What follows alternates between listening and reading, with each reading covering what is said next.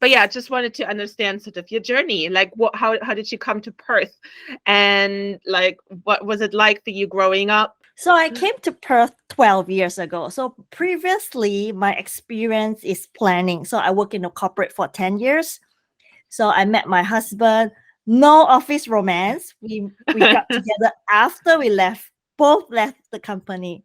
So I'm originally from Singapore. So we met in Singapore, got married, and then in between he was already a permanent resident in Perth.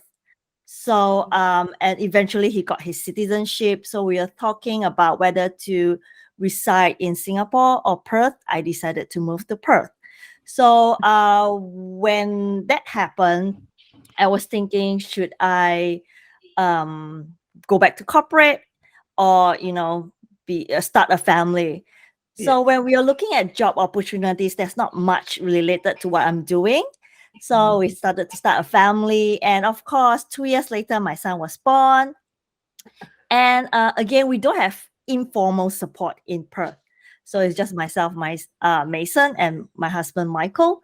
So Yeah. I decided to be a stay-at-home focus on my son, and then yeah, be with him the whole journey until he finally moved out, and things like hopefully, fingers crossed, he's able to move out, and then continue to do what I'm doing right now.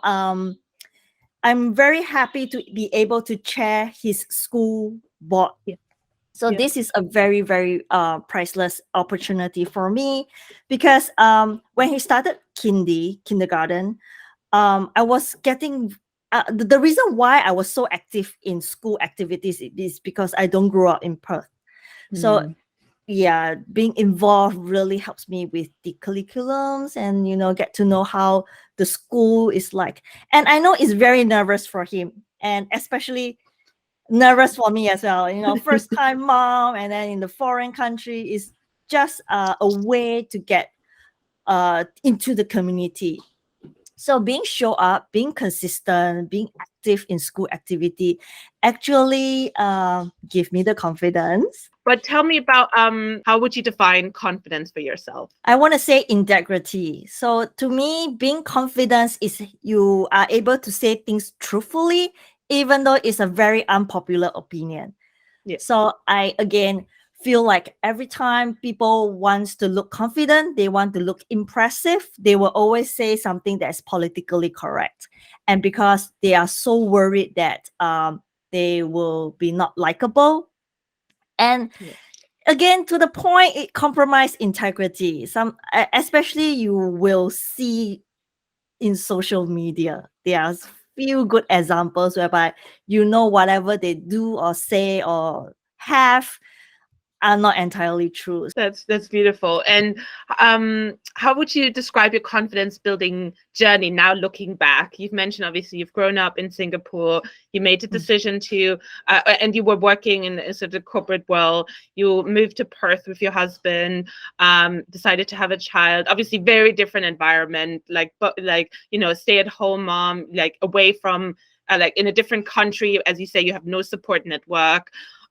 You're looking ahead for another at least 8 years probably that Mason is a home, and sort of obviously found a very different calling here. So maybe unrelated to that, but I'm assuming very related to that. What do you feel was your confidence journey like?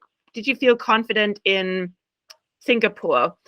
Or when do you feel like that's kind of kicked in, and sort of what made the difference? When yes, Singapore, of course, especially for females, when you have a career and you are independent, you sort of have that kind of confidence, especially you're educated.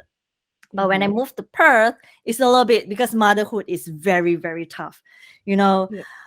You have to deal with body image, you have to deal with parenting skills. It's really take a toll of my confidence. I feel no moms will stand up and say, I'm a good mom every day. I realized that you just need one success story to get your confidence going. Oh, that's really cool. And you've mentioned briefly in your email before this, where you still feel like, and you've mentioned during the call as well, you mentioned imposter syndrome. You mentioned handling criticism.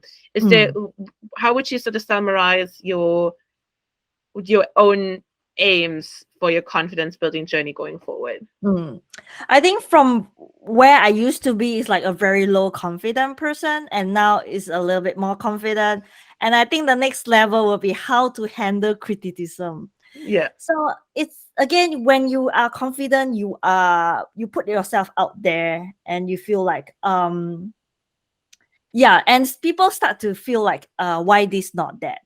You start to be, and you really have to identify whether it is a constructive feedback or is just criticism. People say it Yeah. just because they want to say it. So it's a very fine line, especially when we are still learning, and um it's if it's just an opinion. I respect everybody has their own opinion. You can believe and say whatever you want, but if it becomes like yeah, if it becomes not helpful, it's not useful, not meaningful, then yeah, I still struggle to differentiate which one is which. Yeah. So yeah, that is the thing that I want to eventually meet, is to able to handle criticism and able to identify which are really constructive feedback and which are the ones that is just malice. How far do you feel like you've come already on that particular aspect of handling criticism? I would say I just started. Okay. Okay. The last question that I had for you for today was whether it's somebody who's at the very beginning of their confidence building journey, and it might be a person who is keen to impress, like we said in the beginning, or it might be someone who's internalizing it more and just, not believing in themselves, not putting themselves out there.